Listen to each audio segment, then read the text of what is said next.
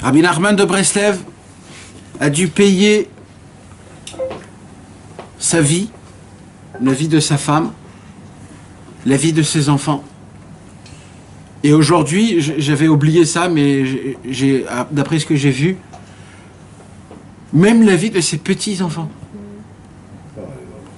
Sarah, la fille de Rabbeinu, la fille aînée, elle avait eu 4 filles qui sont nées et mortes. Ces 4 premières filles. Ils sont nés, ils sont morts. Imaginez-vous. Même ses petits-enfants. C'est quelque chose qu'on ne peut même pas comprendre jusqu'à où ça va. Parce que le Yetzer Hara, malheureusement, il s'est mis en long et en large pour empêcher Rabbi Nachman de dévoiler des dévoilements aussi grands. Rabbi Nachman a créé un nouveau langage. Le langage des jeunes, le langage des 2018. Le langage pour conquérir tous les cœurs d'aujourd'hui.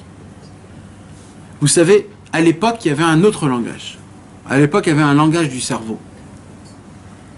À l'époque, tu pouvais attraper chaque neshama juif qui était tombé par le sechel, par le cerveau, par l'intelligence. C'est d'ailleurs une des raisons où ils ont commencé à écrire, à l'époque, plein de livres de pilpoul. C'est-à-dire des livres d'intelligence juive qui est basé d'après le Talmud Bavli et le Talmud Yerushalmi, qui fait montrer la beauté et la grandeur de la Torah juive. Et ça, t'attrapais tout le monde avec ça. Des gens qui n'étaient pas du tout religieux, quand ils voyaient la sagesse et l'intelligence de la Torah, tout de suite ils étaient attrapés par la sagesse et l'intelligence de la Torah. Mais comme on dit aujourd'hui, on n'a ni le cerveau, on n'a ni le cœur, on n'a plus rien. Aujourd'hui, tu peux raconter un super grand miracle à quelqu'un. Il va dire « Waouh !» Pas plus que ça. Tu peux expliquer un enseignement gigantesque à quelqu'un qui va être ébloui peut-être une semaine et ça va s'arrêter là. Il y a même des gens tellement lourds qu'on arrive à les faire réveiller, qu'ils arrivent à vraiment ressentir quelque chose, mais que ça ne tient pas.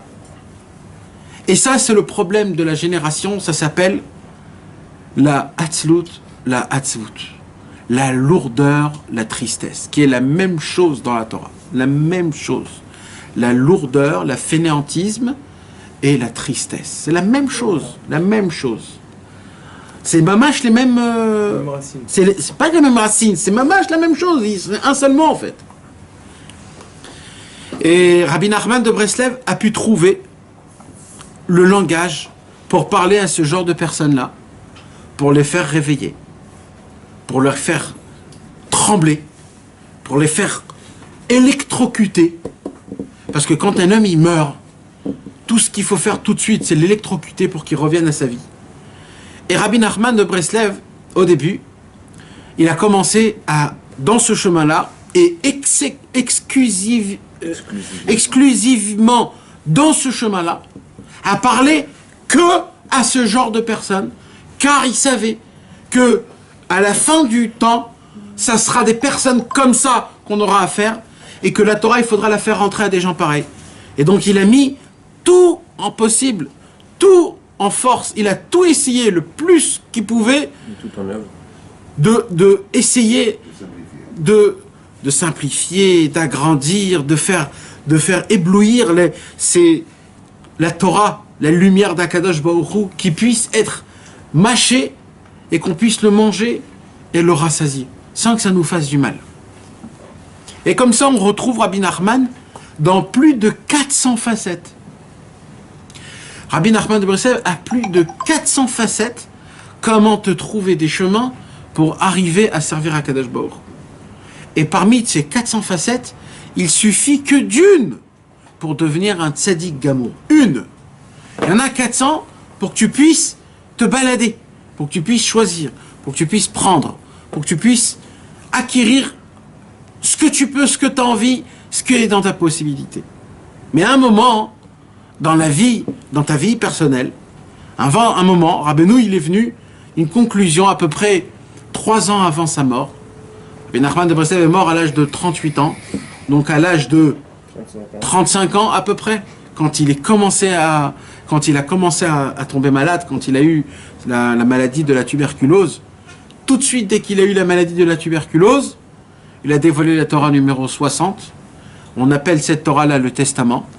C'est là-bas où Rabbi Nachman de Breslev, il dit que l'essentiel de tout dans le monde, c'est de diffuser la Torah. Et c'est exactement ça qui nous laisse. La seule chose, c'est la Emunat Rachamim, la sagesse, la foi dans les sages et la diffusion de la Torah. Et là-bas, Rabbi Nachman découvre un nouveau concept que jusqu'à maintenant on ne le connaissait pas. C'est quoi? Raconter des histoires des anciens temps. Rabbi Nachman de Breslev est parti dans un monde, que ce monde-là, il s'appelle les anciens temps. Shanim Kadmoniot. Les temps anciens. Les temps anciens. Il y a Kerev Shanim, il y a des histoires, des Torot, des enseignements, des conversations, des paroles. Bekerev Shanim, des années proches, des années maintenant, c'est plus ou moins tout ce que tous les tzadikim parlent. Ils te parlent d'une Torah d'aujourd'hui, comment appliquer aujourd'hui. Rabbi Nachman, il est allé prendre sa Torah à lui, Mishanim Kadmoniot, des temps anciens. C'est un endroit qui est très ancien. Très très ancien. Vous savez comment on appelle Dieu? Dieu, on l'appelle l'ancien des anciens. Atik de Atikin. Comme ça on l'appelle Dieu. Rabbi Nachman de Breslev est allé piocher sa Torah dans un monde qui s'appelle l'ancien temps. C'est quoi l'ancien temps? C'est une Torah qui descend directement de Dieu, mais qui est faite pour nous. C'est une Torah qui est... C'est pour ça qu'elle s'appelle les anciens, ça vient de Dieu. Temps, c'est ce qui nous appartient à nous, parce qu'en haut, il n'y a pas de temps. Donc les anciens temps, c'est une Torah qu'on ne peut même pas s'imaginer. Et Rabbi Nachman de Breslev a commencé depuis ce jour-là à raconter des contes. Rabbi Nachman a raconté 13 contes, parmi des dizaines de contes. Parce qu'on a raconté beaucoup plus que 13. Mais il en a raconté ces 13-là, que de ça il a fait le livre, les Sipurim Maasiot, les contes de Rabbi Nachman, c'est que ces 13. Ces 13, ils ont une particularité comme on ne peut même pas s'imaginer. Un jour, j'ai parlé beaucoup sur ça, mais je vais juste vous dire sur un seul pied. Vous savez que Akadosh Baruch Hu, quand il a donné la Torah au Mont Sinaï à Moshe Rabbeinu, et que Moshe Rabbeinu est redescendu et qu'il a vu que, malheureusement, ils ont fait le veau d'or, Moshe Rabbeinu a jeté la Torah. Quand il est remonté 40 jours vers Akadosh Baruch Hu lui a redonné la Torah. Mais là, Moshe Rabbeinu, il a demandé quelque chose. Il a dit à Hachem, j'ai un petit problème. Il lui dit, c'est quoi ton problème? Il lui dit, imaginons que là, maintenant, à un instant-là, ils refont le veau d'or. Alors, je vais rejeter ma Torah, je vais remonter et tu vas me donner une troisième Torah? Akadosh Baruch Hu, il a dit, je sais pas. Une fois, j'ai pardonné, je ne sais pas si une deuxième fois, je vais pardonner. Alors, il dit, alors si c'est ça, je ne donne pas la Torah. Moi, je veux que dans aucun cas, tu refuses à nous donner la Torah. Tu sois toujours notre Dieu, que tu tiens toujours à nous, qu'on s'appelle toujours ton fils aîné. C'est ça que je veux. Donne-moi un concept, que grâce à ce concept, malgré tout ce qu'on a fait en mal, on restera toujours ton... C'était une Sichotora, vous avez fait les 13... Nahon. C'est à moi, ça? Ouais.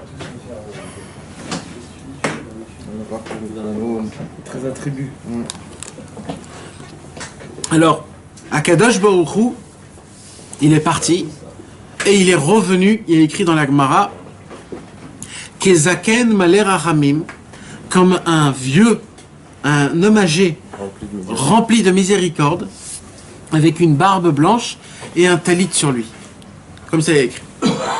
Rabbi Nathan, il a expliqué dans le Likutei Halachot sur chaque détail exactement qu'est-ce que ça veut dire le talit, ça veut dire quoi le vieux qui a une barbe blanche, Maler Rachamim. Il a mamash détaillé, il a dévoilé une Torah exceptionnelle, Rabbi Nathan. Mais en vérité, le pshat c'est quoi? C'est que Akadosh Baruch Hu a dévoilé Kaviachol, si on peut le dire, son point faible. C'est quoi le point faible de Dieu? C'est de lui rappeler encore une fois Kaviachol les catégories de pitié et de miséricorde qu'il a cachées en lui, Akadosh Baruch Hu. Et Akadosh Baruch Hu a fait ce cadeau à Moshe de lui découvrir tous ses points faibles, Kaviachol, qu'au moment où on l'appelle par ces noms-là, Akadosh Baruch Hu rempli de pitié et de miséricorde envers tout le Ham Israël, et tout de suite il pardonne. Et il lui a dit à Moshe, voilà Moshe, je t'ai donné ma carte, mon joker.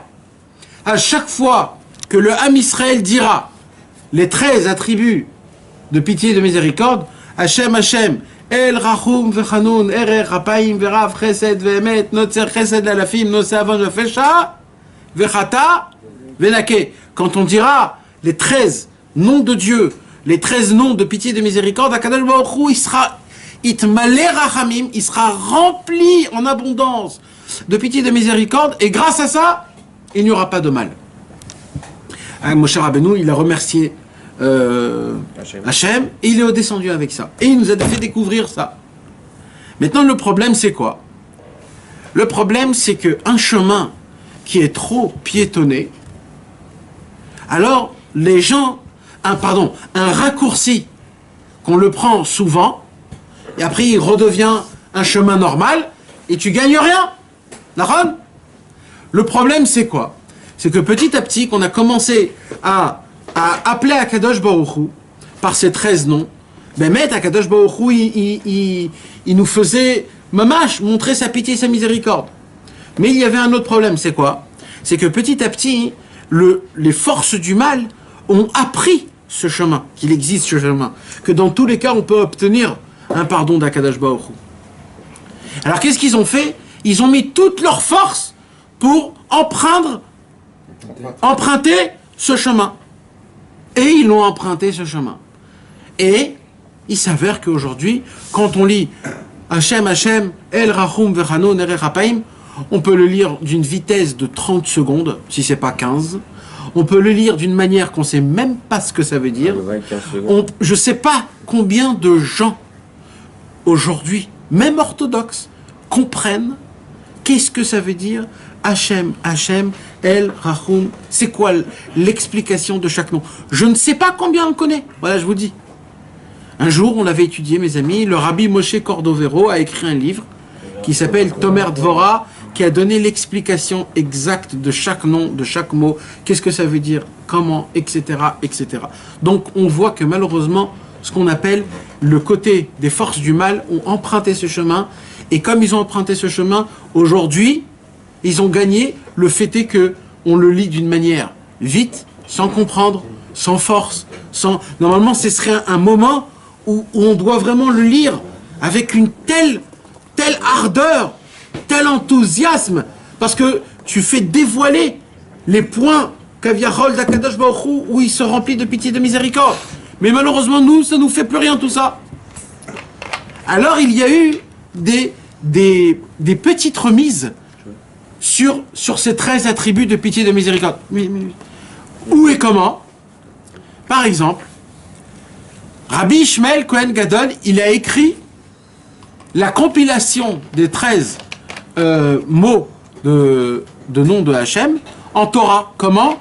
C'est ce qu'on lit Rabbi Ishmael Cohen Gadol, Rabbi Ishmael du matin. Bishlosh Esrem Midot, a Torah Nidreshet Bahem. Kal vachomer, Gzera Shava, Mi Binyanav Mikatuv, Miklal Echad. On lit ça? Ces 13 choses-là, ils sont un remez des 13 attributs de pitié et de miséricorde. Après, il y a eu aussi un autre remez. C'est les 13 louanges qu'on fait dans Ishtabach. Shir, Ushvara, Alel, Vezimra, Oz, Umemshala, Netzach, Gdula, Gvura, Tiferet, Netzach, Od, Yesod. Non. Shir, Ushvara, Uteila. Donc il y en a exactement 13. Il y en a 13 pile poil qui sont équivalents dans le mot de quand on lit Ishtabach. C'est une sorte de remède pour faire montrer des louanges à Kadosh Baruch Hu que quand on les lit, on fait rappeler en fait les 13 attributs de pitié et de miséricorde. Et comme ça, il y a eu plein de choses qui sont 13, plein. Aussi au tout début, avec la Hakeda, après la Hakeda. Il y a les 13. Quoi? Rabbi Ishmael? Non, avant. Atzori et Vatziporen, il y en a 11. Non, avant. Les 13 comptes. Je sais pas de quoi tu parles. Après la Hakeda Titrak, il y a les 13 attributs de miséricorde. Miel Kamocha Nosa. Ah, Nachon. Dans le Sefer Micha du Tanakh, là-bas aussi, il y a écrit les 13 façons de comment lire les 13 attributs de pitié et de miséricorde que lui les a créés d'une manière autre. Mi-el, c'est ce qu'on lit dans la Neila, pardon, dans Tashlich à Rosh Hashanah. On dit Mi-el Kamocha Nose Avon Vover al Pesha le Sherit Nachalato Lo Erzik la Dapo Ki Chavetz Chasadou. C'est un passouk où dedans il y a les 13 attributs qui sont. Tout ça, c'est quoi en fait? Ce sont des combines. Comment accéder à la pitié et la miséricorde d'Akadosh Baruch Hu. Et comme ça, plein de tzadikim ont créé des choses. Il y a les 13 fois dans le Rambam, ce qu'on dit à la fin de la prière, Ani Mamin Be'emuna Shlema. D'accord? Ani Mamin Be'emuna Shlema. Il y en a 13 des fois. Les 13. Et comme ça, ainsi de suite. Rabbi Nachman de Breslev a choisi à écrire 13 contes. Chaque conte équivalent à une attribut de pitié et de miséricorde. En fait, quand on lit les Sipurim Massiot, on fait révéler des choses comme jamais, la pitié et la miséricorde d'Akadosh Baruch Hu comme jamais il y a eu. Mais Rabbi Nachman, il a été plus malin que tous. Parce que Rabbi Nachman, il dit, si je découvre un chemin et qu'après tout le monde va le faire, alors on revient dans le même problème. Ce sera un chemin que tout le monde va le piétonner, et là-bas les forces du mal aussi vont l'attraper. Donc je vais créer des contes, je vais raconter des histoires sans que personne comprenne ce qui se passe, même les forces du mal ne comprendront pas, et ça s'arrêtera là, et ça sera toujours un chemin que tout le temps que tu liras, ça va faire son travail. Et ce soir, on va donner l'explication, on va raconter ce qu'il a écrit dans Sechot Haran, la façon, la manière de comment Rabbi Nachman a dévoilé le 13e conte. Le 13e conte équivalent au mot Venaké.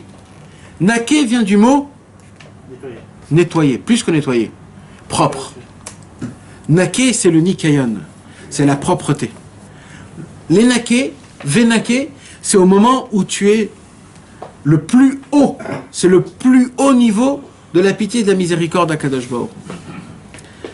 Les contes de Rabbi Nachman de Breslev, mes amis, comme je vous l'expliquais le cours dernier, le Satan est venu, comme il a dit Rabbi Nachman, le Satan a décidé de mettre toutes ses forces en application. Il s'est mis contre moi en long et en large sur dès maintenant tout ce que je ferai. Il va tout mettre en force pour que je ne le fasse pas. Comme ça, il a dit Rabbi Nachman. Et c'est pour cela que quand il dévoilait les contes de Rabbi Nachman, il était obligé, Rabbi Nachman, de faire pas en sorte que ça soit organisé et que tout le monde le connaît, tout le monde le sache. Et c'était toujours en improvise. Tout le temps. Tout le temps. Ça devait être en plein milieu d'une conversation, en plein milieu d'un truc. Donc c'était un problème, c'est qu'on n'était pas toujours prêt d'arriver, d'être... Ça se faisait tout seul comme ça. Alors maintenant, on va voir, mes amis, les contes de Rabbi Nachman de Breslev, le dernier, les 7 mendiants. Ça s'appelle les 7 mendiants. Rabbi Nachman de Breslev l'a découvert pendant 2 semaines. Ça lui a pris 2 semaines. Pas en une fois. Non, ça lui a pris 2 semaines de le dévoiler. 2 semaines. Et on va commencer, Bezrat Hashem. Vous savez, Rabbi Nachman de Breslev, il a dit, Rabbi Nathan, il a écrit sur le 7e conte, si Rabbi Nachman n'aurait dévoilé que les 7 mendiants, c'est pas que ça aurait suffi, il aurait été quand même un chidouche dans le monde comme jamais. Rien que par les contes des 7 mendiants. Rabbi Nathan, il a dit, si encore quelqu'un, peut-être, a la possibilité, peut-être, de comprendre un tout petit peu d'un conte, mais du 13e conte, le conte des 7 mendiants, aucune personne a aucune perception de quoi on parle. Rabbi Nachman de Breslev, il a dit, quand on rate un mot des 7 mendiants, du conte des 7 mendiants, on perd énormément. Comme ça, il a dit. Les contes des 7 mendiants, les mots, les lettres sont comptés. Chaque mot, il a une définition. Sur chaque mot, tu peux dire un mot. Tu peux dire, il dit Rabbi Nachman, pour comprendre les contes, le 13e conte, il faut être un expert dans les 7 sagesses, être et un tzaddik, et un lamdan, et un chacham. Quand tu as ces critères, alors, ça se pourrait qu'avec beaucoup d'espérance envers Hachem, peut-être tu vas commencer à goûter un tout petit peu de quoi il parle le conte. Vous imaginez de quoi on a la possibilité, quelle porte Rabbeinu nous a ouvert dans notre cerveau de pouvoir arriver dans des mondes aussi grands juste en les lisant et en prêtant attention à notre étude. On ne peut pas comprendre ce que c'est. Alors Bezrat Hashem, on va commencer la Sira numéro 149, Bezrat Hashem.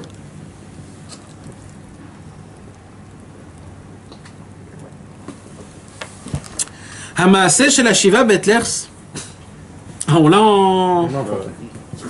Bechavod. Alors, à voix haute, avec intonation. Il raconta pendant plusieurs jours le conte des 7 mendiants qui figure dans le livre des contes. À chaque fois, il reprenait une idée d'un récit qu'on lui faisait et s'en servait pour raconter l'un des récits du conte des 7 mendiants. Ok, ça veut dire quoi? Qu'il a mis beaucoup de temps à le raconter et qu'à chaque fois que... Ça veut dire que Rabbi Nachman de Breslev... Il utilisait les news pour dévoiler le... Voilà. Il était assis dans sa table et, comme ce qu'on a l'habitude de dire, il était assis à table et les gens parlaient. Et Rabbi Nathan, il venait, il lui racontait des histoires, il lui parlait, il lui faisait des choses comme ça, etc., etc. Il lui parlait des choses. Et dès qu'il parlait de quelque chose, tout de suite Rabbi lui disait « Attends. T'es en train de parler de notre conte ?» Et là, il a écrit d'un coup, Rabbi Nathan commençait à trembler de peur. Parce qu'il comprenait c'est quoi le 7 mendiants. Et là, d'un coup, Rabbi lui disait « Où on en est dans l'histoire ?» Et Rabbi Nathan, il devait lui dire dans quel jour on est. Et il lui disait, on est dans le... Parce que cette histoire, en fait, ça parle de quoi? Ça parle d'un jour, juste en... On ne peut pas raconter cette histoire parce qu'elle est très grande, c'est juste pour que vous connaissiez le texte, pour que vous puissiez le comprendre. Là-bas, on raconte un très grand incendie dans une ville, très grand incendie, où toute la ville est partie dans la forêt, se sauve. Et quand la ville en entière se sauve, ils perdent une fille et un garçon. Toute la ville part, tout le monde, ils font ce qu'ils vont à faire, et ces deux-là, tout petits, ils restent dans la forêt parce qu'ils ne savent pas quoi faire. Et ils pleurent, jusqu'à qu'ils se retrouvent, ils essayent d'être ensemble, et il se passe quelque chose. C'est que tous les jours, Ils pleurent parce qu'ils n'ont plus rien à manger. plus rien à manger, ils sont tout seuls, ils sont petits, il fait froid, plein de raisons, toutes les raisons. Un jour, il y a un mendiant qui vient et qui voit ces deux enfants-là. Et qu'est-ce qu'il fait? Il vient, il leur donne de quoi manger, de quoi boire et il les bénit. Dès que le manger il termine et qu'ils n'ont plus de quoi manger, ils commencent à repleurer. Tout de suite, il y a un deuxième mendiant qui vient et il leur donne du pain à boire et il les bénit. Dès que ce manger-là est comme ça 7 fois, 7 mendiants. Plusieurs années, ces deux, ils ont grandi dans la forêt. Ils sont devenus très copains. Ils sont devenus aussi des mendiants. Et un jour, les mendiants de la ville, ils se sont dit, ces deux-là, ils sont toujours ensemble, viens on les marie. Et ils les ont mariés. Pendant les 7 jours des Sheva Brachot, le premier jour du mariage, le Khatan, il dit à la Kala, tu te rappelles la première fois qu'on était dans la forêt et qu'il y avait un mendiant qui était aveugle, qu'il est venu, il nous a donné de quoi manger, de quoi boire. Elle a dit, oh là là, c'est vrai, oh là là, qu'est-ce qu'on voudrait qu'il vienne. Et dès qu'il dit ça, il vient. Et là, il vient et il raconte toute une histoire. Et à la fin, il dit, ce que je vous avais béni, ben maintenant je vous le donne en cadeau. Et pareil pour le deuxième jour, pareil pour le troisième jour, pareil pour le 4e, 5e, 6e, 7e jour. Tous les 7 mendiants sont revenus. Chacun avec sa particularité. Un c'était un aveugle, un c'était un sourd, un c'était un bégayant, un tordu, un cou tordu, un bégayant, un homme sans main et sans pied. Et comme ça, les 7. Il raconte pas sans pied. Non, mais c'était un des 7 mendiants quand même. Alors maintenant, qu'est-ce qui se passe? Il se passe que chaque jour, Rabbeinu, les 7 jours, Rabbeinu les a pas racontés en une fois. Les 7 jours, Rabbeinu les a racontés en 7 parties. C'est-à-dire la première fois qu'il a dévoilé Rabbeinu les contes des 7 mendiants, il a raconté jusqu'à la fin du premier jour. Du premier mendiant, le mendiant des aveugles. Et après, il s'est arrêté. Alors, tout ça... Le jour pas d'Aphoré au premier jour du mariage. Premier jour du mariage. du mariage. Il a raconté tout ce qui s'est passé avec le truc, etc., etc. Il s'est arrêté après le premier jour du mariage, du aveugle. D'accord? Pourquoi il n'a pas fait... Hein? Pourquoi il n'a pas raconté le conte en une seule fois? C'est très long déjà. Non, oui, mais on dit justement, c'est parce que pour éviter le Yetzirah, pour déjouer le... Chacun lui a donné une bracha. Je sais pas, je saurais pas te dire. Différent. On va le lire de dedans et par rapport à ça, tu me permets de le lire d'abord en hébreu parce que La traduction, elle est pas... Betrila, Belel Shabbat Kodesh, au tout début, salut frère, au tout début, ça a commencé un Lel Shabbat. C'était un vendredi soir. Itril Aliédé à Tabaki, ça a commencé comment? Où Rabbeinu, il a pris un peu de nefa. Il y avait quelqu'un qui avait de la nefa. Vous savez ce que c'est de la nefa? Le tabac, là, le tabac de... Ouais. Alors, c'est la nefa ashkénaze, pas la nefa...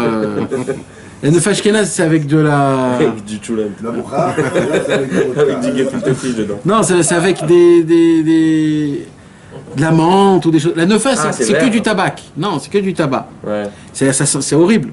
Mais le tabac des ashkénazes, ils mettaient de l'huile d'amande, de l'huile de menthe pour que ça soit Parfumé. parfumé, tu comprends? C'est pas mamache pareil. Maintenant, de base, mes amis, il faut bien que je vous explique que Rabbeinu était complètement contre tout ce qui était tabac, nefa, chicha, alcool, mamache. Rabbeinu, il était mamache contre d'une manière que c'était un Lolit pas cher, c'est-à-dire il n'y avait pas de conditions peut-être comme ça ou peut-être comme ça. Mais comme Rabbeinu avait l'habitude que tout ce qu'il a lui ordonné, lui il le faisait quand même. C'est interdit. Il a interdit que les personnes fument, mais lui il fumait. Il a interdit de faire la nefa, mais lui il faisait. Il a interdit d'ouvrir aucun livre qui parle de philosophie, de foi, de preuves de Torah. Lui, il les ouvrait. Pour quelle raison? Alors, Rabbeinu, il explique dans la Torah numéro 64, il dit parce qu'il y a des âmes qui sont tombées là-bas. Pour que je puisse aller les chercher, il faut que je sois là-bas. Il dit, mais moi, j'ai pas peur, parce que moi, j'ai déjà tué mon Yetzirah. Donc, je peux rentrer. Il n'y a aucun problème. Donc, en fait, lui, il faisait ces choses-là. Ça, c'est juste une petite anecdote pour qu'on puisse comprendre. Donc, au début, qu'est-ce qui s'est passé? Au début, il s'est passé que Bitrila, Belel, Shabbat Kodesh, Itril al-Ede Atabaki, Shelakar, Meish, Me'anashav, Venizkar, Be'aigeret, Sheshalarti, Ani, Lechaveri, Shegia, Leyado, Zichrono, Livracha, Vekatavti lo, Sheaya, Besimcha. Là, on parle du fait est que Rabbeinu est rentré chez un de ses élèves pour prendre de la nefa. D'accord? Quand il vient pour prendre la nefa, il y avait là-bas une lettre que Rabbi Nathan avait écrite à son ami Rabbi Naftali. Rabbeinu, il prend la lettre et il la lit. Il voit ce que Rabbi Nathan écrit à Rabbi Naftali.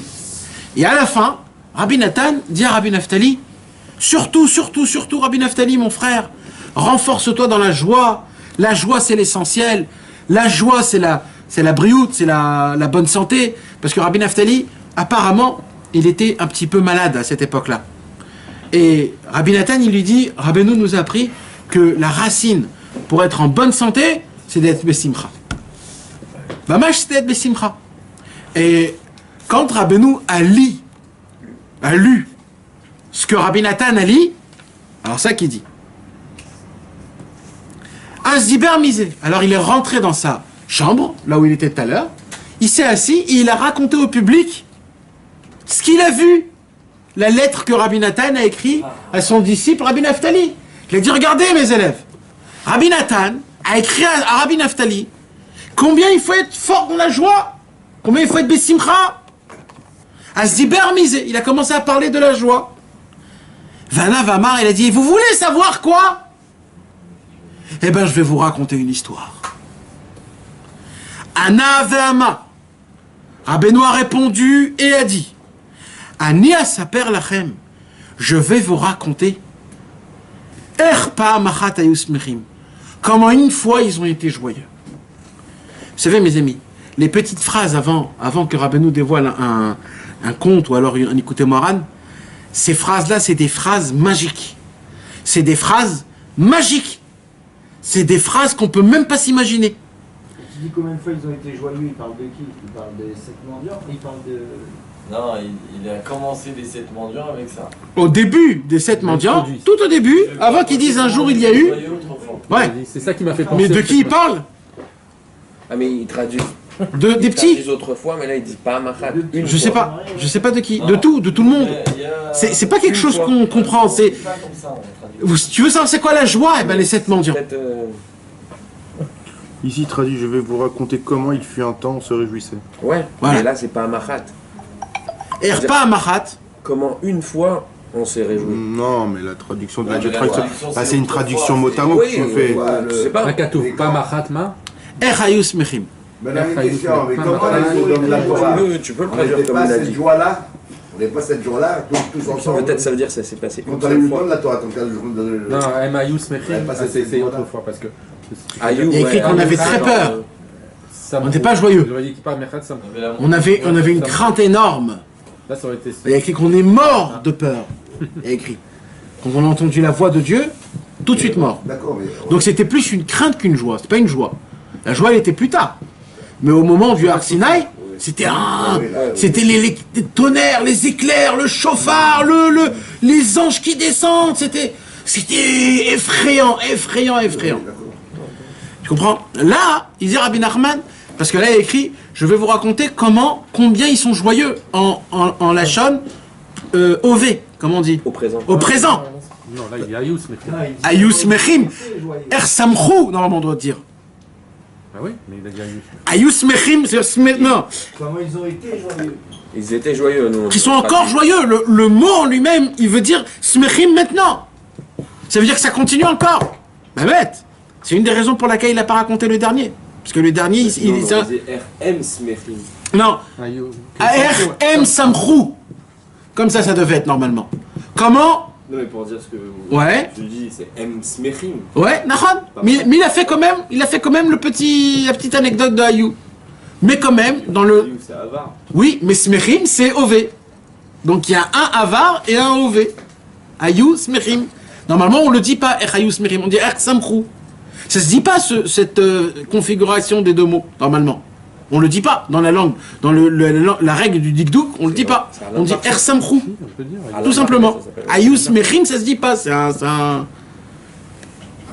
Veitril les saper amaasé. Et comme ça, Rabbi Nachman, Qui dure. L'imparfait, c'est l'impassé qui dure. Ça dure jusqu'à maintenant. et comme ça, Rabbi Nachman a dévoilé un nouveau conte. Vous savez, nous, on lit comme ça, on est tous des lents, etc., etc. Mais quand Rabbi Nathan, il entendait que Rabbeinu avait dévoilé un nouveau conte et qu'il y avait un nouveau dévoilement, le monde s'arrêtait pour Rabbi Nachman, pour Rabbi Nathan. Mamash. Il pouvait être dans quelle situation qu'il devait être. Et à cette époque, il avait des situations qui étaient très difficiles. Tout s'arrêtait pour Rabbi Nathan. Il prenait son cheval et il fonçait à Breslev pour aller reparler avec Rabbi Nachman de l'histoire. C'est des dévoilements qu'on peut même pas s'imaginer. Nous, malheureusement, on est là, on est comme ça, presque on s'endort bientôt. Mais pour Rabbi Nathan, c'était quelque chose. Pour lui, il pouvait pas dormir. C'était quelque chose d'exceptionnel. Vessiper, et comme ça, il dit Rabbi Nathan, comme ça Rabbi Nachman a commencé à raconter Kol Atralat HaMaaseh Atsof HaMaaseh chez Yom Rishon. Il a commencé à raconter toute l'histoire des 7 mendiants, mais jusqu'à la fin du premier jour. C'est-à-dire du premier jour après qu'ils se sont mariés et qu'ils ont revu le premier mendiant, le mendiant aveugle. Dès qu'il a raconté, parce que chaque mendiant, il raconte une histoire. Chaque mendiant, il raconte une histoire. Donc après que le premier mendiant a raconté son histoire, jusqu'à là, Rabbeinu a arrêté le conte de Rabbi Nachman. Ça s'est passé quand? Ça s'est passé le 25 Adar. Le 25 Adar, c'est là où il a commencé à raconter le premier conte, le dernier conte des 7 mendiants. Vekol Zaya Belel Shabbat Kodesh. Tout ça, c'était un vendredi soir. Vania Itias Bebeiti Benimirov. Il raconte Rabbi Nathan. Moi, j'étais pas là présent. J'ai raté cette occasion. Je n'étais pas là. T'imagines comment il aurait dû se manger les mains et les pieds, le pauvre Rabbi Nathan, quand il voit que Rabbeinu dévoile quelque chose et qu'il n'est pas là. Ve'achar Beyom Shlishi. Mardi, donc ça c'était vendredi soir. Mardi, Il y avait qui là-bas? il y avait Rabbi Naftali. Rabbi Naftali, il est reparti chez lui à la maison. J'ai fait Shabbat avec Rabbeinu, je repars à la maison. Donc quand il repart à la maison, il repart où? Là où il habitait aussi Rabbi Nathan, parce qu'ils habitaient en même temps, à Nemirov. Rabbi Naftali, il revient mardi à Nemirov. La première chose qu'il fait, c'est quoi? Il va chez Rabbi Nathan. Il frappe à la porte. Bah, Haveri le Beto. Mon ami est venu chez lui à la maison. Vessi perli ma sezot. Et il m'a raconté cette histoire. La nouvelle histoire des 7 mendiants. Ve'amad timar id ou mishtomem. Je me suis tenu en tremblant et en ne plus, sans plus bouger. En étonnant, en étonnation totale. Il dit comme ça, Rabbi Nathan. Ki imomnam kvar shamati mimenu maasiot norot arbe. C'est vrai que j'ai déjà entendu de Rabbi Nachman des histoires exceptionnelles qu'on n'a jamais entendues dans le monde. Aval maaseh kazot. Mais une histoire pareille, comme les 7 mendiants, Adain lo shamati mipiv hakadosh me'olam. Je n'ai encore jamais entendu de la bouche de Rabbeinu une histoire pareille. Et là, on parle que de la première partie des 7 mendiants. Il y a 7 parties. Arakar nasati lesham. Rabbi Nathan il dit, j'ai pas pu tenir. J'ai pris mon cheval et je suis parti tout de suite à Breslev. Où bâtit les bêtes Rabbeinu zichrono livracha. Je suis venu dans la maison de Rabbi Nachman. Beit shaya sagour bechedrogvar. Au moment où Rabbi Nachman était déjà enfermé dans sa chambre. Quand la chambre de Rabbeinu était fermée, on ne peut plus le déranger. Quand Rabbeinu laissait un petit filet ouvert, c'était que pour les habitués. Ou alors, même pas les dafka les habitués, quand il y avait un mikré d'arouf, quand c'était important, quand c'était quelque chose de... Quand ça porte, quand lui il était dans le salon, dans son salon, alors là, tout le monde pouvait rentrer, tout le monde pouvait parler, tout le monde pouvait... Mais quand Rabbeinu était dans sa pièce fermée, on ne peut plus rien faire. Alors Rabbi Nathan il vient et il voit la pièce est fermée. Quand tu disais les Hirsch... Hirschberg. Eux, ils rentraient. Quand c'était fermé. Même quand c'était fermé. Eux, ils rentraient. Mais c'était plus à la fin de sa vie, donc il y avait presque plus de loi, quoi, Kaviachol. C'était à la fin de sa vie, donc c'était autre, quoi. C'était pas comme à Breslev. Breslev, il était là, il était encore... Alors, Rabbi Nathan n'a pas osé de rentrer dans la chambre de Rabbeinu. Uba Boker, Shuyom Revi, donc le matin, mercredi matin. D'accord? Nirnasti etzlo, je suis rentré chez lui. Vedibarti imo arbe. Vous savez, Rabbi Nathan, il tremblait de peur devant Rabbeinu. Rabbi Nathan, il pouvait pas venir chez Rabbeinu et dire, ah, Rabbeinu, comment ça va? Rabbi Naftali m'a raconté que vous avez raconté une histoire. Vous pouvez me la raconter, s'il vous plaît? Ça n'existe pas, ce genre de choses-là. Tout était avec une finesse, avec de peur. De peur. De respect. Un respect. Tu trembles, tu peux pas. Tu peux pas. Tu peux pas. Parce qu'il savait Ça fait très peur de voir Rabbeinu. C'est ça. Il y a tellement d'histoires qu'on avait des questions à poser à Rabbi Israël. Des fois, on voyageait, on appelait les Chaverim, on appelait tout le monde. Où est Rabbi Israël? Où est Rabbi Israël? Où est Rabbi Israël? Où est Rabbi Israël? Rabbi Israël, jusqu'à quelqu'un, il te dit, Rabbi Israël, il est à Tzfat. T'avais une question? Tu prenais ta voiture de Jérusalem jusqu'à Tzfat. C'était une tannée, à l'époque. Il n'y avait pas le masgan dans la voiture, il n'y avait pas le truc. Et à l'époque, on avait les Ford Escort. Tu sais, les Ford Escort de 1971. Que ça tient pas, ça chauffe, tous les trucs, etc. Tu faisais ce trajet de 5 heures. Tu arrivais chez Rabbi Israël avec la question importante que tu veux poser. Et quand tu arrivais là-bas, tu pouvais pas poser la question. Pour 1 milliard de raisons. Ou alors parce qu'il était en train de parler d'un sujet très important. Tu ne peux pas venir le blitz, tu vas dire Rabbi Israël, je pouvais entendre une question. Là, tu le vois qu'il est dans un autre monde, là. Il est en train de te parler d'un autre truc. Ou alors, il a un visage tellement lumineux qu'il n'y a plus place à question pareille. Et des fois, Rabbi Israël était en train de faire un tikkun à quelqu'un. Alors là, si tu venais et tu ramenais ton blaze, qu'est-ce que tu t'en prenais dans la tête? Donc c'était très difficile d'aborder. Chez Rabbeinu, c'était pareil. Si c'est pas multiplié plus. Donc tu viens, Rabbi Nathan, il a très honte, il est très gêné. Alors Rabbi Nathan, il commence à faire, petit à petit, il entourne des conversations avec Rabbeinu. Il commence à parler à des conversations spéciales que... Mais comment tu sais ça? Là, c'est écrit. Au Diber Harbe, il y a marqué. Oui. Non, après, il rajoute. Non. Regarde. J'ai beaucoup parlé avec lui. Je lui ai raconté des histoires qu'il y a dans le monde. Je lui ai raconté que Napoléon est allé là et qu'il est parti là, qu'il a conquis. Des nouvelles qu'il y a dans le monde. Tout ça pour un petit peu apaiser le... Et aussi, Rabbeinu, il adorait les nouvelles. Il était obligé, il voulait savoir. Donc, Rabbi Nathan, il venait déjà avec 2-3 conversations déjà préparées pour avoir le lien. Je lui ai raconté des histoires que j'ai entendues il n'y a pas longtemps, des histoires qui s'est passées dans le monde. Et c'est lui, Rabbeinu, tout seul. C'est-à-dire, en fait, tout ça, il a fait, Rabbi Nathan, pour que ça soit Rabbeinu qui lui apprend qu'il a dévoilé un nouveau conte.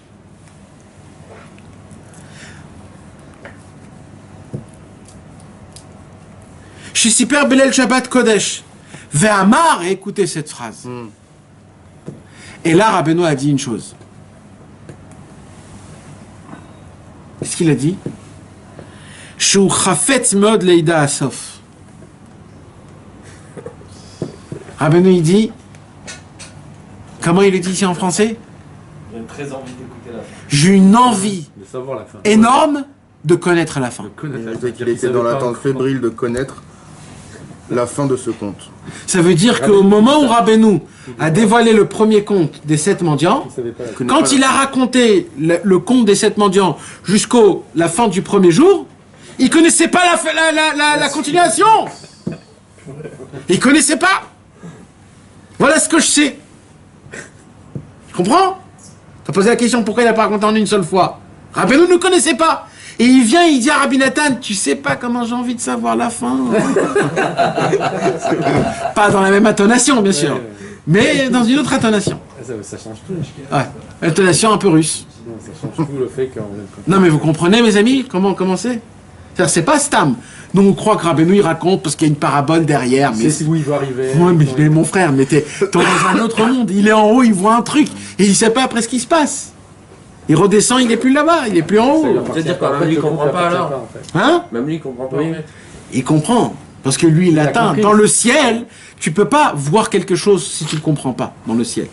Donc, il atteint. Mais il voit une partie des choses. Non, mais même après, il faut l'habiller en parole. Après, il y a aussi ça aussi. Ouais, c'est ça le plus dur. Exactement. Lui, il va en haut. On lui donne pas un texte en haut. Il voit une lumière. Il doit habiller cette lumière en paroles. Et après, les paroles en histoire. Imagine-toi le travail. Il n'a pas toute la lumière. C'est-à-dire, qu'est-ce qui va se passer pendant les 7 jours des Sheva Brachot, Vegam, Kol Sof Gmar HaMaaseh Shel Ben HaMelech Shekibel HaMenucha Me'aviv Bechayav. Il y a aussi une autre partie dans l'histoire des 7 mendiants. C'est le tout début, c'est l'histoire d'un roi qui donne la royauté à son fils de son vivant. Et il fait un très grand festin où il invite les plus grandes personnes, les plus importantes. Et le roi, il se lève et il dit à son fils, « Je te bénis que tu sois toujours joyeux. Et si tu seras joyeux dans toutes les périodes de ta vie, moi aussi je serai joyeux. » Et il dit, « Sache-le que tu vas descendre de ta royauté. Et je te bénis que tu sois joyeux même quand tu vas descendre de ta royauté. Parce que ça veut dire que tu n'es pas apte à être roi. Donc sois joyeux que tu es à ta place. Et si tu ne seras pas joyeux, moi je vais quand même être joyeux. Parce qu'on t'a fait descendre de ta royauté parce que tu n'es pas apte d'être roi. Mais dans tous les cas, il faut que tu sois joyeux. » Et ça s'arrête en plein milieu. Et il passe à l'incendie avec les enfants. Donc en fait, il y a le tout début de l'histoire. On ne sait pas ce qui s'est passé à la fin. S'il est devenu roi, s'il est monté, s'il n'est pas monté, s'il s'est passé quelque chose, on ne sait pas. Et d'un coup, donc il dit Rabbeinu. Même Rabbeinu, il a dit, même sur le premier conte, c'est-à-dire le tout début, même ça, je veux connaître la fin. C'est-à-dire, même Rabbeinu ne connaît pas la fin. Ve'amar liaz, et il m'a dit alors, il dit Rabbi Nathan, Sheken bechol yom veyom yeshivat imam mishte, ba bechol yom echad ma shiva betlers, ou bercham venatanem bematana ledrasha vechule. Et il dit, par contre, ce que je sais, Ah, voilà, c'est ça. c'est ça. Par contre, ce que je sais, c'est que chaque jour des 7 jours des Sheva Brachot, chaque mendiant est revenu avec son histoire. avec son histoire, et ce qu'il leur a béni, il leur donne maintenant en cadeau. Ça, c'est je sais. Mais maintenant, après, c'est quoi l'histoire de chaque mendiant? Ça, c'est... Vegam siper imi miseder asipur shel askenim ba la zikaron, et il dit Rabbi Nathan, Rabbeinu, il a vu que j'étais pas là ce vendredi soir. Donc il a répété avec moi toute l'histoire depuis le début. Et là-bas, je ne vais pas vous raconter l'histoire, mais là-bas, il se passe que il y a des gens très sages, très âgés, qui montent dans une tour, et que chacun, ils font un jeu, où chacun, il doit dire c'est quoi sa dernière mémoire, Non, son premier mémoire, son plus loin souvenir, pardon. Alors, là-bas, il y avait des gens avec... Où là-bas, de quoi tu parles? Dans une tour. Ça, c'est l'histoire du premier mendiant. Le premier mendiant lui raconte une grande histoire. Et là-bas, qu'est-ce qu'il dit?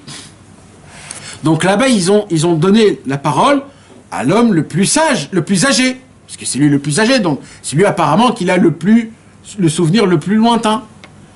Et là-bas, il dit, je me rappelle du mal quand on m'a fait la Brit Mila. C'est l'explication, ça, déjà, non?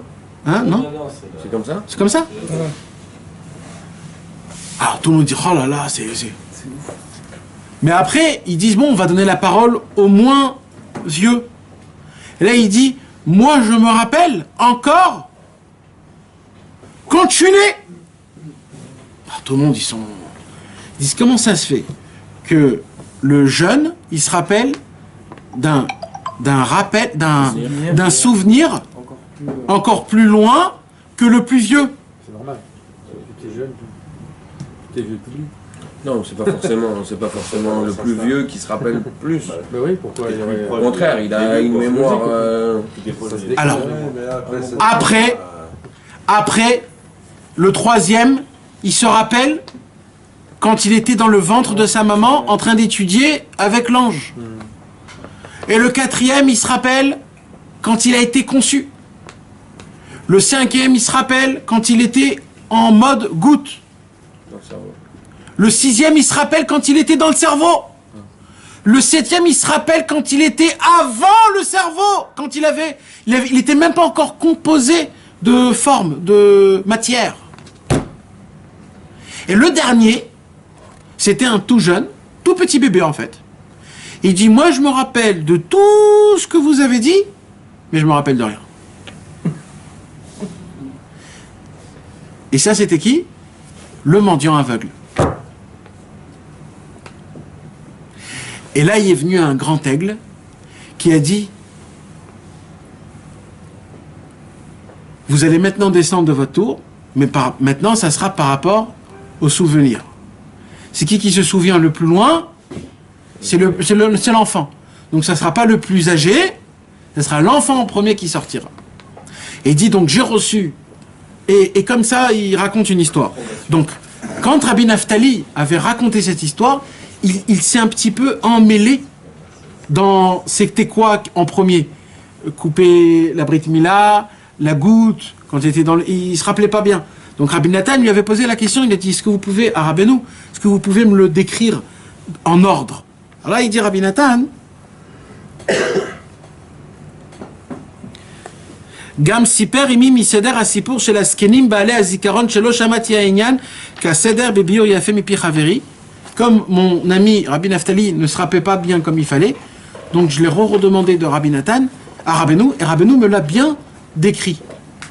Ou bi'er li hu zichrono livracha ba'atzmo ktsat kaseder. Vegam diber imi minyan mashitper ha'hiver sheno zocher klum.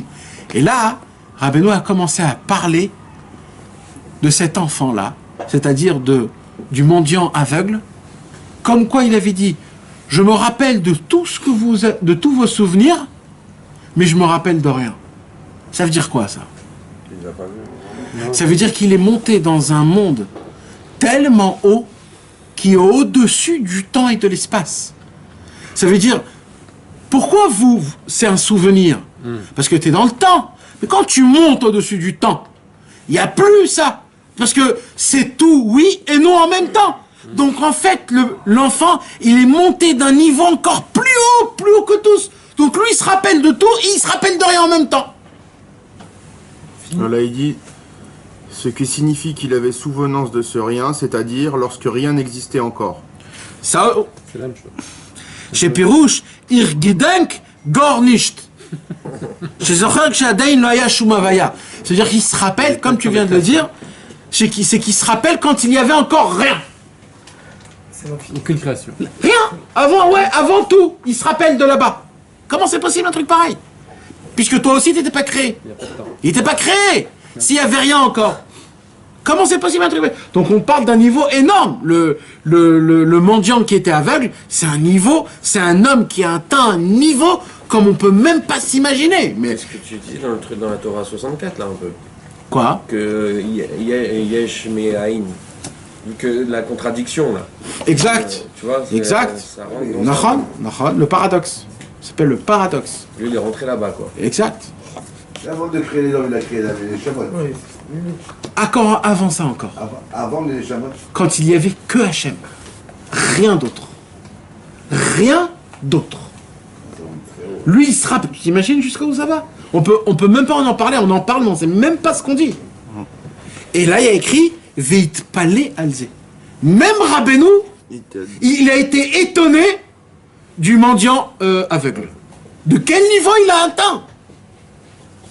Justement. Vous savez que Rabbeinu, avant de mourir, il a dit que les 7 mendiants, c'est moi. C'est toi? C'est Rabbeinu, Rabbi Nachman de Breslev. Contraction. C'est... Non mais Nathan nous a laissé. tu comprends de quoi on parle? De quel niveau il a atteint? Mais tu comprends de ce qu'on est en train de dire? On ne comprend pas ce qu'on est en train de dire. Tu peux pas comprendre. Ça veut dire qu'il est, Il est arrivé à ce avant niveau-là. la création du monde. Non, il n'a pas Il a existé. un souvenir, Il a atteint ce niveau. une perception de cet endroit là-bas. Il n'y a plus de notion du temps. Ben non, Non, il est mais parti dans- plus aucune notion de parole. Tu peux même pas en parler. Tu sais même pas ce que ça veut dire. Aujourd'hui, tu dis Hachem, tu sais même pas ce que ça veut dire. Tu me parles d'avant. Mais on sait même pas ce qu'on dit. Mais on répète ce qui est écrit. Mais ça veut dire que c'est important de savoir c'est pas des milliards d'années lunaire ou solaire ou... Non mais comprenez de combien on est loin, mais... C'est l'infini, quoi, en vérité. C'est quelque chose qui est indescriptible. Quand Rabbi Nathan a entendu de la bouche de Rabbi Nachman de Breslev le premier conte, le premier jour des mendiants, et là Rabbi Nathan il a commencé à... Il y a un feu qui s'est enllumé dans ses tripes, qui a commencé à brûler. Vers Harkar, il dit Rabbi Nathan, tout de suite après, Haïti nirsaf meod, j'avais une volonté énorme, une envie féroce, pardon. On dit Nirsaf là-bas. Enflammé. J'aurais tant voulu qu'il commence alors à raconter le passage concernant le deuxième jour. Tant voulu. Non, mais parce que c'est difficile à traduire. Non, c'est des kissoufim. C'est ce que c'est des kissoufim? Des languissements. C'est plus que c'est des languissements ardents. C'est quelqu'un que tu sais que ça te fait mal au bide quand t'attends que ton père il revient de France et que tu veux le voir. Ouais, mais plus que ça, tu te rends malade. Ça veut dire, t'en peux plus là. C'est quand? C'est comme les gens, ils font leur premier Shabbat, ils attendent la cigarette.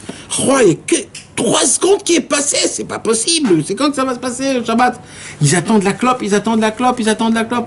C'est un petit, le mec, il attendait que Rabbeinu, Mamash, il raconte le deuxième. C'est pas sa vie, en fait, les 7 mendiants. Hein? Au fur et à mesure, jusqu'à qu'il s'annule.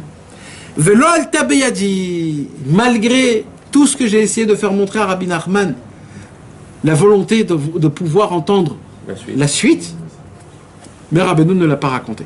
Il l'avait pas encore. Qui betorkar, non. Parce que qu'est-ce qui s'est passé? En plein milieu de conversation avec Rabbi Nachman, d'un coup est rentré le serviteur de Rabbi Nachman. C'est pas le mot serviteur, je sais pas comment il dit ici. Serviteur, oui. Ouais, mais à l'époque, mes amis, il y avait toujours un homme, comment ça s'appelle hein? Un homme, tu sais, un homme de... Non, un homme de chambre, comment, un homme... un gouverneur, un majordome, un valet. Alors là, le valet est rentré, et Rabbeinu, il avait un valet. C'est lui qui lui faisait les travaux... Parce que malheureusement, Rabbeinu, il était veuf de sa femme, donc il avait personne pour lui cuisiner. Donc c'était une autre vie, quoi. Donc il était obligé d'avoir un valet. Donc le valet est rentré, et le valet, il n'avait pas trop de manières, lui. C'était pas un élève de Rabbeinu. C'était un homme stam qu'on lui payait. Il avait aucun... Ouais, c'était un homme stam. Il faisait son travail, c'est pas... Donc lui, il s'en foutait. Donc lui, il vient, il rentre dans la chambre, et il dit, Rabbeinu, le manger est prêt. Ouais, c'est son taf. Ve'amar, Rebi, Igiaz Manaseuda. Voilà. Rebi, le temps du dîner est là. Alors, qu'est-ce qui s'est passé? Rabbeinu, il a arrêté. Ve'arach hashulchan lefanav. Rabbi Nathan lui a mis une patate. Non. Ve'arach hashulchan, donc il a commencé à préparer la table. Lefanav le'echol, ve'urachti latzet mi lefanav. Et Rabbi Nathan, avec la finesse la plus grande au monde, le nimous, comment on dit le nimous? Avec la politesse la plus belle et l'élégance de Rabbi Nathan, comme on peut même pas s'imaginer, au moment où Rabbeinu s'assoit à manger, Rabbi Nathan se lève et il n'est pas devant. C'est pas kavod, c'est pas respect. Tu manges tout seul, je veux pas te... Et il est parti. Et nous, comme des imbéciles, on s'asseyait devant Rabbi Israël, on le regardait manger, on le regardait... Que Dieu nous pardonne. Achar, quelques temps après de la journée, Achar she'ashan me'at achar achilato, après qu'il a fait son sommeil de l'après-midi, vous savez que Rabbeinu, il dormait pas la nuit, il dormait pas le jour, jamais il dormait. Mais il y avait un moment où il dormait, un moment, c'était la sieste de l'après-midi. Après avoir mangé, il était obligé, il n'était pas obligé, mais il faisait une sieste, Rabbeinu, une sieste de pas beaucoup de temps. Pas plus d'une demi-heure. Normalement, c'était comme ça. Par jour, en vérité, c'est ce qu'il en a. Des fois oui, des fois non. Mais là, il était malade. Donc là... D'accord? Alors, Rabbi Nathan est parti dans... Je sais pas. Dans le Beth Knesset, quelque part. Je suis revenu. Regarde comment Rabbi Nathan, il est têtu. Ça veut dire... ça fait 3 fois qu'on le base, Rabbi Nathan. Au début, à manger, et après quand il va dormir. Mais il revient. Je me suis présenté devant Rabbi Nachman. Regardez comment, une deuxième fois. Maintenant, il a encore une fois honte de lui dire raconte-moi la suite. Alors il fait la même chose. Vesipat, je commençais à lui raconter des autres histoires. Vesipat, Tilefanav, Kamat Varim Minyane Olam. Plusieurs choses de ce qui se passe dans le monde. Ve'arov mi Barditchov. Je racontais surtout de ce qui se passait à Berditchov. Berditchov, c'est quoi? C'est une ville où il y avait beaucoup de business. Là-bas, à Berditchov, c'était connu et reconnu les forêts de Berditchov. C'était des forêts avec des troncs d'arbres énormes et grands. Et le beau-père de Rabbi Nathan, le père de Rabbi Nathan, ça lui appartenait, les forêts de Berditchov. À l'époque, c'est une richesse qui était énorme, parce que le bois, c'était tout. C'était la lumière, c'était le réchauffement, c'était pour cuire, c'était tout. Donc quelqu'un qui avait du bois, il est très riche. Ah, mais il avait Yitzhak de Berditchov, Nahon. Eh bien, le père de Rabbi Nathan lui appartenait des forêts entières à Berditchov. Donc, ça faisait partie du travail de Rabbi Nathan de manager la vente des bois de son père. C'était un peu son travail. Alors, comme il était souvent à Berditchov, donc il y avait plein de commerçants à Berditchov, plein de grands businessmen, Donc, Rabbi Nathan était là-bas, il avait beaucoup à raconter à Rabbeinu. Donc, il a commencé à lui raconter ce qui se passe à Berditchov. Ça et ça. Shaïtias Besamursham. Vediba Timo Minyan Shikula Meleim Deagot Vechesronot. Et qu'est-ce qu'il a raconté là-bas, Rabbi Nathan? Il dit, vous savez, mes amis, il dit Rabbi Nathan à Rabbi Nachman, il dit, là où j'allais, dans le business, dans les bureaux, dans les gens qui achètent, qui viennent, partout où j'allais, partout j'entendais des gens qui râlent. Tous ils râlent. Et c'est dur, et c'est fatigant, et j'en peux plus, et jusqu'à quand, et combien, et tout le monde râle. Comme ça, Rabbi Nathan raconte à Rabbi Nachman. Vedibarti Mominyan, et je lui ai parlé au sujet, chez Kula Meleim Deagot, au sujet que tout le monde est rempli de soucis, Vechesronot, et de manques. Arbe, chez Kol Hashirim Agdolim, et c'est qui leur manque des manques? C'est que les riches. C'est les riches qui leur disent, il me manque la dernière Ferrari, il me manque la dernière truc de je sais pas quoi, et il me manque. Et c'est les plus angoissés. Et c'est eux les plus qui se Chasserlem Arbe Meod, l'école Echad Vechad, et chacun il en a pour son compte. Et quand je lui ai raconté tout ça, il dit Rabbi Nathan, je lui ai mentionné un pasouk. Il y a un pasouk dans l'Ecclésiaste, dans Kohelet, que Shlomo HaMelech il a écrit. Shlomo HaMelech a dit comme ça, tu peux me le traduire. Gam et haolam natan belibam, mibli asher lo yimtze adam et hamaaseh asher asa Elohim mirosh ve'ad sof. Il leur a aussi donné un cœur capable d'embrasser le monde entier, sans que pour autant un seul et même homme soit capable de connaître tous les tenants et aboutissants de l'œuvre de Dieu. Ouais. Ayen Pirouche Rashi, là-bas Rashi il dit, malgré tout ce que Akadosh Baruch Hu nous donne, on n'est pas capable d'ouvrir un œil pour comprendre la bonté et la grandeur de tous les cadeaux qu'Akadosh Baruch Hu nous donne, chaque instant. Ana Uzichono Livracha, dès que Rabbeinu a entendu le pasouk, tout de suite Rabbeinu a dit, Allo Zotama, c'est chez nous. T'es en train de parler de mon histoire.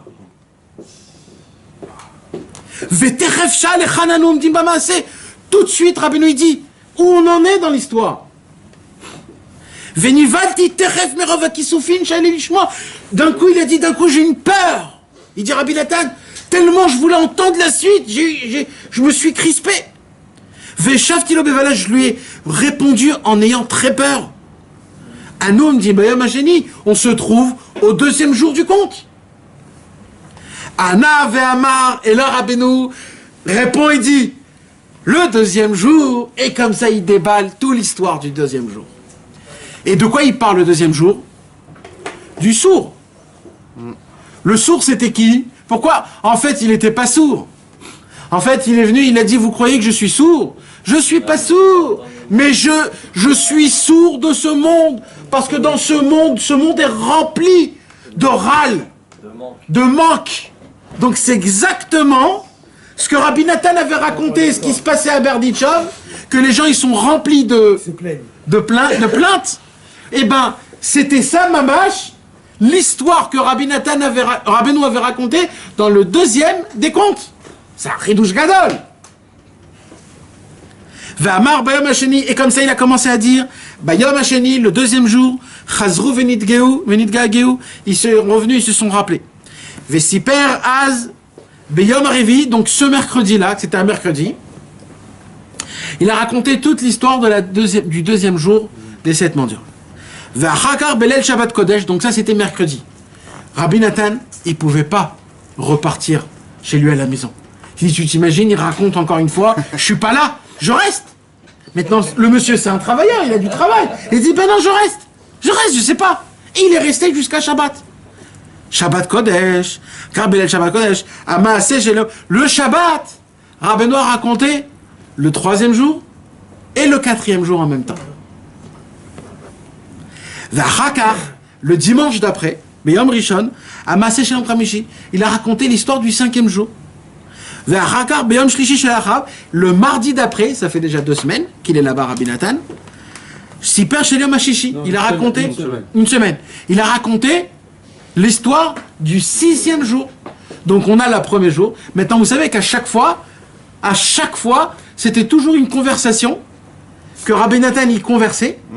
Et dès qu'il parlait d'un sujet, qu'il y avait un petit remède, il dit mais c'est notre histoire.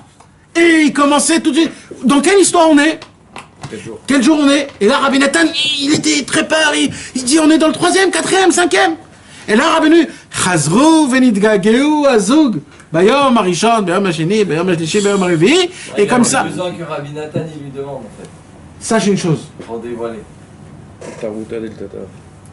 Rabbeinu a dévoilé que ce qu'on lui a fait montrer, qu'on pouvait dévoiler. Même Rabbi Israël, le Pétek, il n'a pas dévoilé. Tant que Aaron Patz lui a pas demandé, Rabbi Israël, mais vous êtes un homme comme tous les autres Breslev. Qu'est-ce que vous avez de spécial à me faire montrer? Là, Rabbi Israël, il a frappé. Il a dit, ça fait 60 ans que je t'attends. Et il a dit, maintenant, je vais te faire montrer ce que j'ai à te faire montrer. Et là, il lui sort le Pétek. Après qu'il connaissait déjà depuis pendant des semaines et des semaines. Mais tant qu'il lui a pas dit, qu'est-ce que tu as de plus que les autres? C'est là où, s'il n'aurait pas dit, il n'aurait pas fait montrer. Parce que tout, on attend un petit clin d'œil du ciel. Tout ce que Rabbeinu a dévoilé, tout ce que Rabbeinu a dit, ça n'a jamais été de lui-même. Ça a été toujours, il a attendu une ashgara, une providence divine, un petit remède pour déclencher le mouvement. Peut-être pour donner aussi de la valeur aussi. Aussi. Mais nous, on ne comprend pas, c'est des choses qui sont énormément élevées.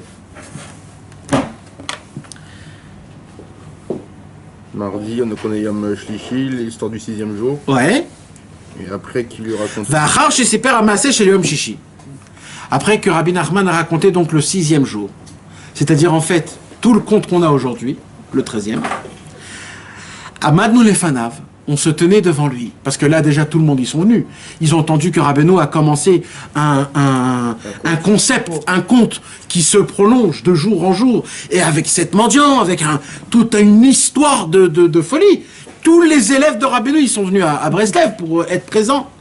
Donc tout le monde se tenait prêt pour écouter la fin de l'histoire. Vesiper lefanav ishechat ma'anashav vezemaaseh. Et en plein milieu, comme ça, il y avait un des élèves de Rabbeinu qui a raconté une histoire à Rabbeinu. Parce que d'un coup, tout le monde commence à raconter des histoires à Rabbeinu. Parce qu'ils voulaient tous que Rabbeinu raconte les histoires. Donc, continue l'histoire. Anavamar, et quand cet homme-là, il a raconté l'histoire, il a dit, mais ça, c'est notre histoire à nous. C'est l'histoire du 7e mendiant. Et qu'est-ce qu'il avait dit lui? Alors, on ne sait pas. Alors, Zeu Minyan Amaaseh Shel Yom HaShvi, cette histoire que tu es en train de me raconter, c'est l'histoire du 7e jour. Vermar. Et là, Rabbeinu a dit, Shenir il a dit, c'est marrant. C'est beau, ça, c'est la fin. On dirait que c'est le monde qui me raconte l'histoire. On dirait que le monde parle de mon histoire. Parle déjà de mon histoire. Parle déjà de mon histoire. Vaya Rotsemod et Sapra. Rabbeinu voulait énormément raconter ce conte-là.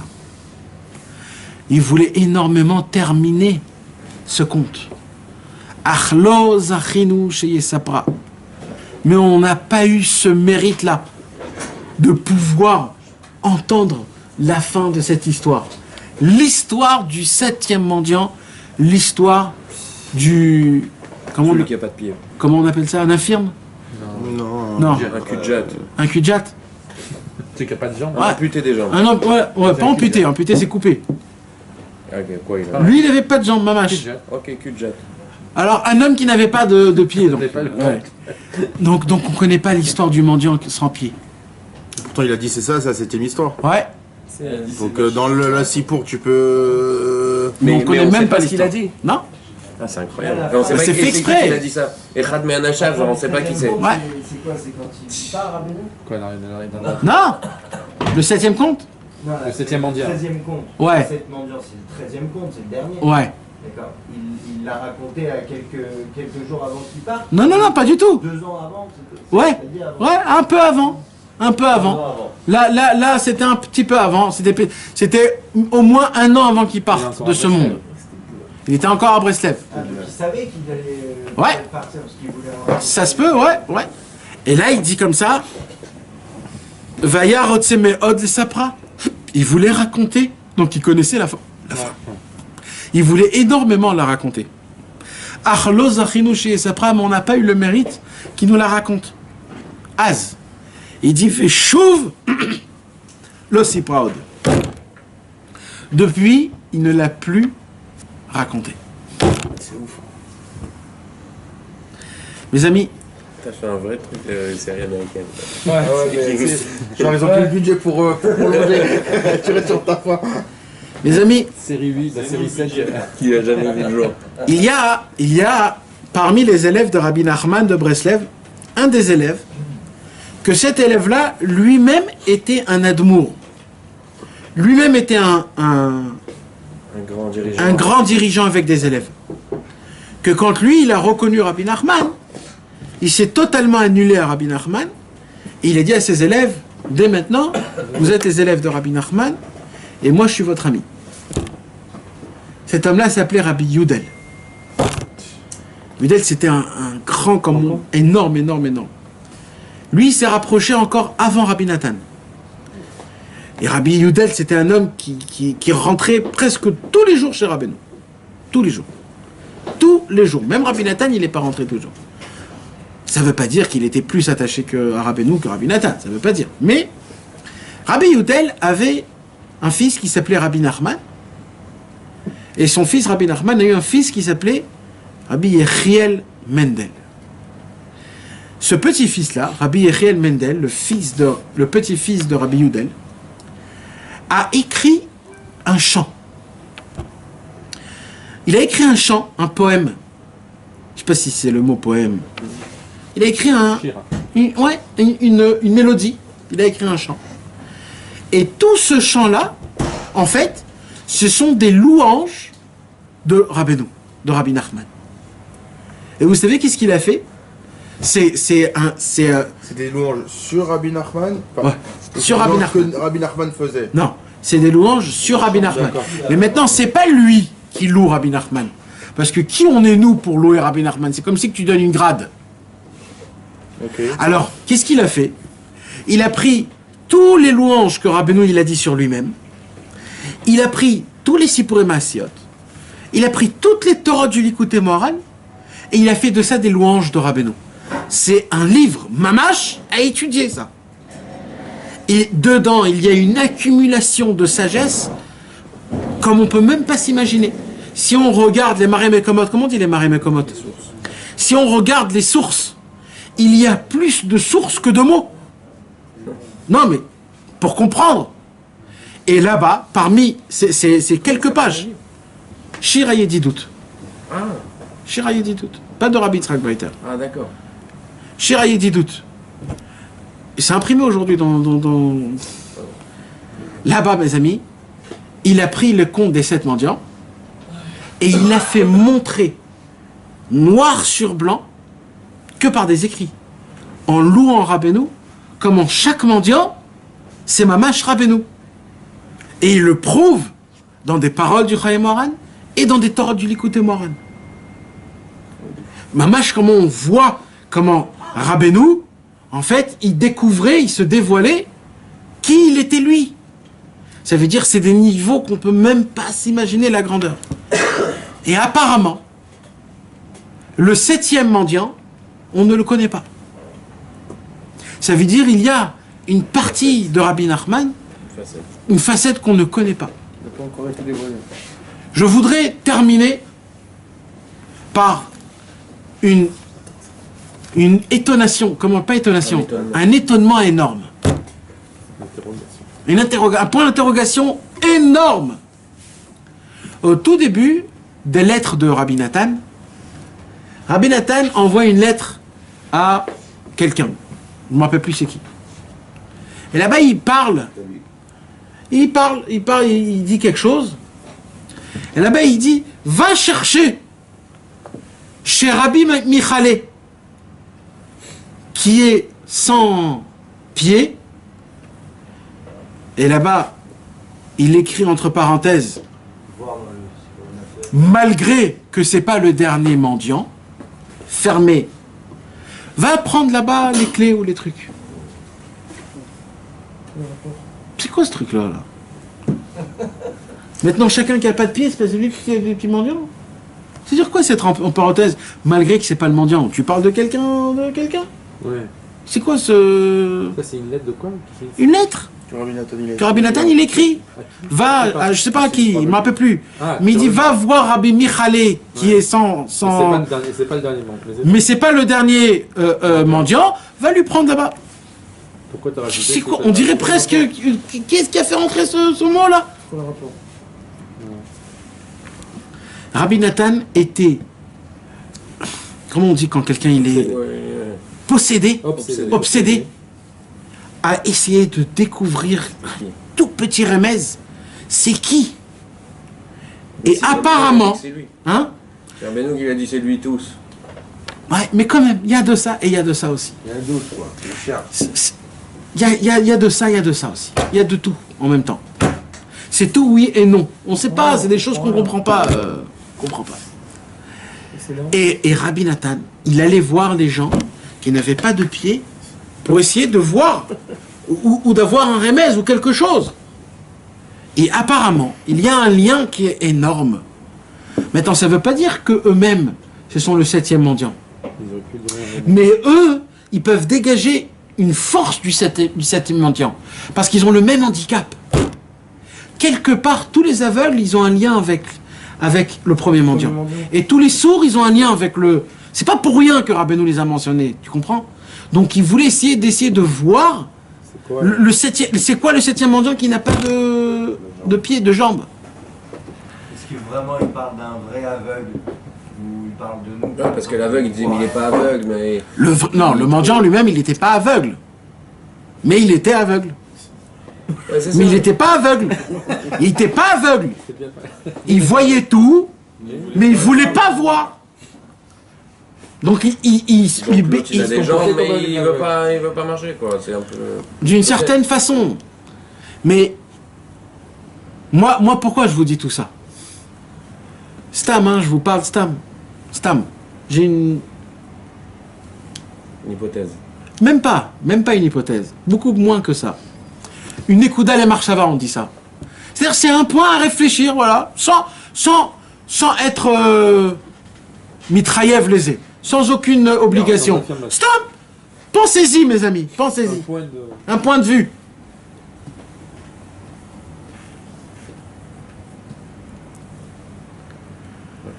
Rabbi Israël, Ber au dessert, Il avait pas de problème au pied. la façon de voir ses pieds quand il était debout, c'était vraiment choquant. Moi, j'ai pas vu quelque chose qui ressemble à ça. Ses pieds, quand il était debout, ils étaient arrondis. Mais arqués, vraiment arqués. Vraiment arqués. Et ses jambes. Arqués, mais d'une manière où tu dis, c'est pas possible ce truc-là. Et Rabbi Israël, il est allé dans le monde en entier. Il a parcouru de la Hafatsa en étant sur une chaise roulante. C'est-à-dire, tout ce qu'il a fait, il n'a pas fait quand il était debout. Il a fait en chaise roulante. Et l'homme qu'il a découvert, c'était un mec qui avait un problème de jambes, de nature. Vous comprenez jusqu'à où ça va? C'est de la folie, c'est-à-dire c'est quelque chose c'est quelque chose à voir. Si Rabbi Nathan, il avait dit de voir Rabbi Michalé, parce que Michalé, il était en chaise roulante, il a dit « Eh, c'est pas lui !» C'est-à-dire qu'il y en a un qui est celle. C'est-à-dire qu'il y en a un quelque part où oui, on peut expliquer le dire. Maintenant, je dis pas que Rabbi Israël, c'est le 7e mendiant. Qui suis-je pour me permettre de dire un truc pareil? Mais je dis que c'est un point stam à dire, puisque aujourd'hui on voit la grandeur de Rabbi Israël. Il peut dégager quelque chose. Il peut dégager une puissance du 7e mendiant. Et Rabbi Israël, C'était la fête. tout ce qu'on connaît de lui, tout ce qu'il y a de lui aujourd'hui, c'était au moment où il est rentré en chaise roulante. Et la personne qui l'a dévoilé était en problème de pied. Et c'était la recherche que Rabbi Nathan était en train de chercher. Où est le 7e mendiant? Et il a dit, je suis allé voir Rabbi Michalé, c'était pas lui. Mais t'as un avamina que c'était Rabbi Michalé, le 7e mendiant? Apparemment non. Mais Rabbi Nathan, il veut nous faire un petit remez. Ce remez là, c'est ouvrez les yeux quand même devant des gens qui sont en chaise roulante. Parce qu'eux, ils ont la force du 7e mendiant, le mendiant où il perd ses pieds. Et c'est un écoudal et marchava, mes amis. Ce qu'on peut prendre ce soir sur les cours des 7 mendiants, c'est, mes amis, la joie qu'on doit obtenir. Parce que toute cette histoire, c'est pour une seule raison, ce que Rabbeinu a dévoilé cette histoire. Je vais vous raconter comment ils ont été joyeux. Là-bas, on ne voit pas en grande ligne c'est quoi la joie qu'il y avait là-bas. Mais apparemment, tout ce qu'il y a dans le monde, c'est une sorte de mélodie qui doit nous faire arriver à une joie que grâce à ça, on peut atteindre la vraie raison pour laquelle on vit. Parce que sans ça, on n'a aucune raison de vivre quand on n'a pas la joie. Aucune raison. Aucune. La véritable raison amitite de vivre dans ce monde-ci, c'est malgré tout ce qui se passe et de tenir en étant joyeux. Comme il lui a dit le roi. Tu peux me rappeler le limoud qu'on apprend quand le roi il dit à son fils. Il y a une question et une réponse, tu te rappelles? Il y a une question qu'on pose. Pourquoi il lui fait un jeu de mots?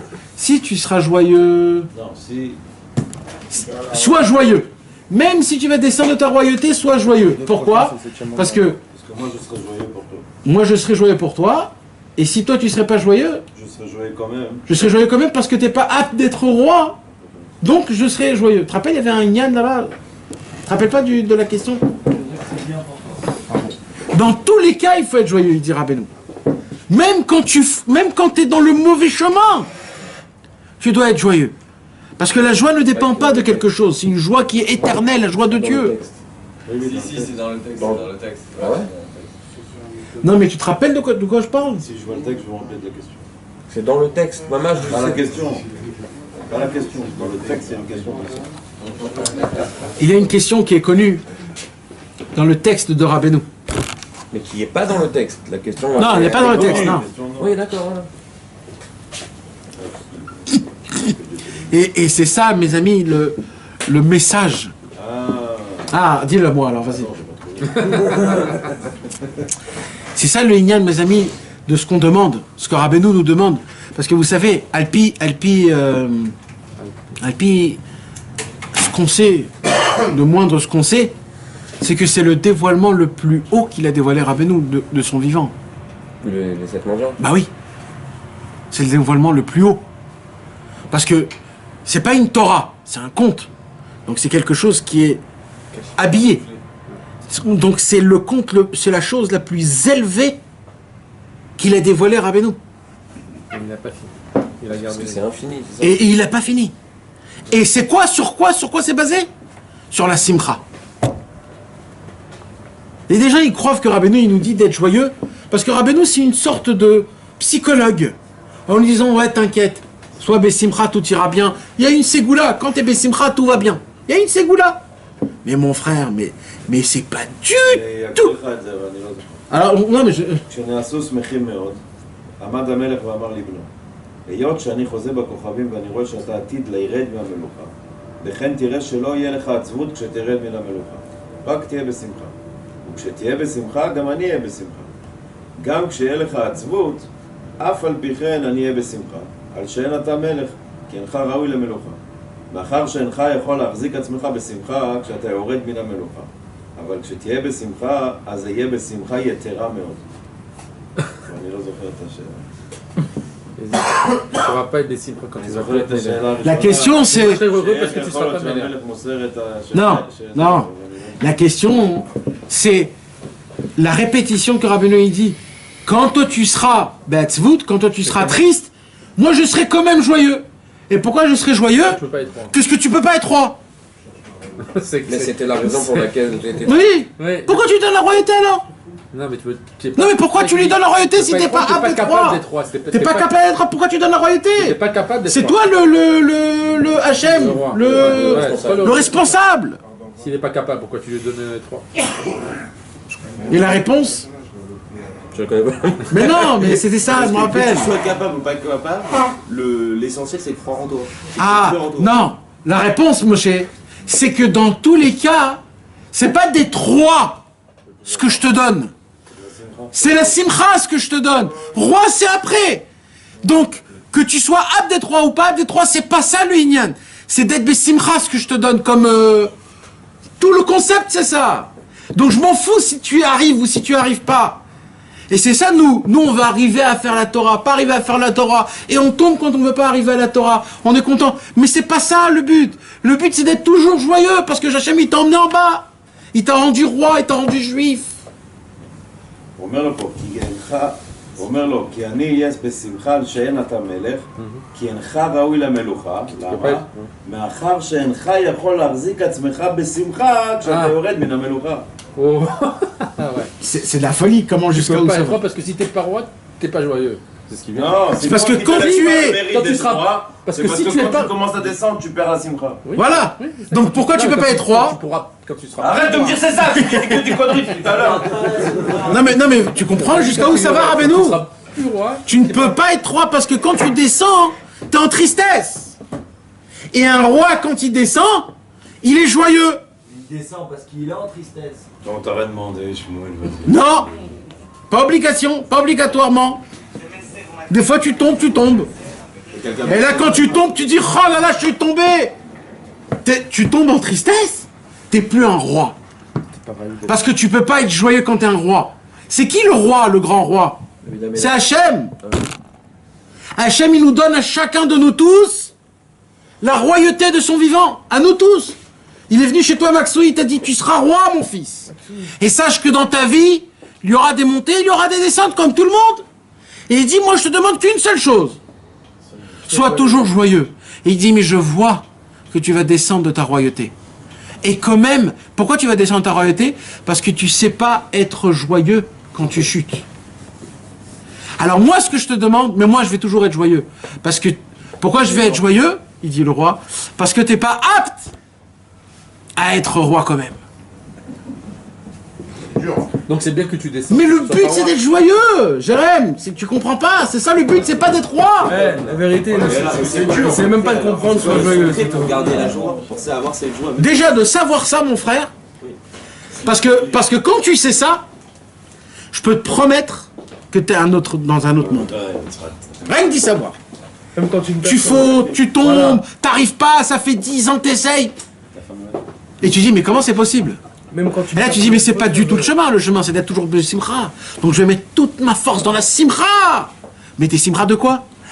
D'être juif, que Dieu il m'a donné ma royauté. Que j'appartiens à Avraham, Yitzhak et Yaakov. Que j'appartiens à Hachem, que Hachem il m'aime. Rien que pour ça. Maintenant j'arrive à rien, ben j'arrive à rien. Et ben là tu restes roi. Mais si tu tombes parce que t'arrives pas à avancer dans la voie d'Hachem, tu perds ta royauté. Ça veut dire qu'il faut garder la maîtrise de soi. Tout le temps.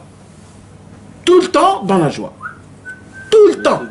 il n'y a aucune excuse à perdre sa joie. Le but pour lequel on est venu dans le monde, c'est d'être joyeux, d'appartenir à Hachem. Ça s'arrête là. Tout commence et s'arrête là. Le reste, c'est des branches. Tout, c'est des branches. Mais tout commence et se termine d'être joyeux, d'appartenir à Avraham, Yitzhak et Yaakov. Si on arrive à faire ça, on est des rois.